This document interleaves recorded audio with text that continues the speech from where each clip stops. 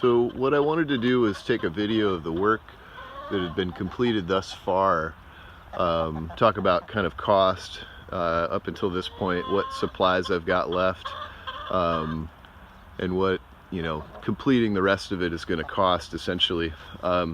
So this is the horizontal seam that I sent the video yesterday.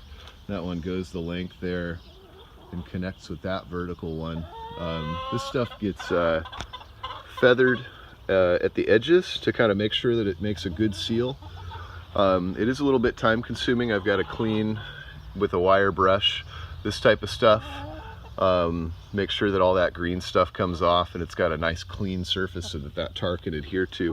What I'm worried about with that tape that you had mentioned, the red tuck tape, is that if it doesn't do a good job sealing to this metal prior to the tar going down, that if it winds up peeling up, then the tar will just come up. And so we're relying really heavily on having that tape adhere to a surface that's a lot like this. So it's got these undulations that I think it'd be difficult to have a seam of tape coming down and then have to kind of navigate up underneath that lip there. So that's the horizontal seam, that's the second vertical seam. And then there's the first vertical seam that I had taken care of. This is what I bought yesterday. The Henry's 208 wet patch. And there's still probably, 3/4 of that left. And so here's the vertical seam there, and this one's got, just a good idea of how much undulation is there. That was like a really sharp edge. Now it's got the fiberglass tape in it, and if I was trying to seal that really undulating edge with the red tape that you had suggested, I'm not convinced that I'd get, wouldn't have like a big air pocket behind there, but this tar winds up filling that.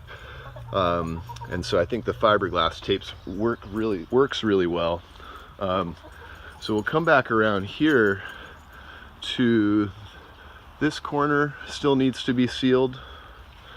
And then this is the bedroom that we just painted. And so that corner will need to be sealed as well. We'll get you kind of more of an up close. You've got like mold growing in there. See if I can change the light. And so those are not watertight, and even though it's been painted, that'll last a little bit, but it's not gonna, we're not gonna be alerted anymore if the walls start to get moist and start to grow moisture or mold on the inside of the wall. We're not gonna know that anymore because it's been painted in there. So these two corners are what I'm proposing that we seal up, in addition to these two vertical seams. So here's one that's right by the water closet, and there is one right here by this window, and that one's actually kind of just a fair open breach right there. So I can get a little bit closer, you can kind of see that there's just open, you can get in there, open sheet metal. So if driving rain gets in there, it's basically just making the walls saturated.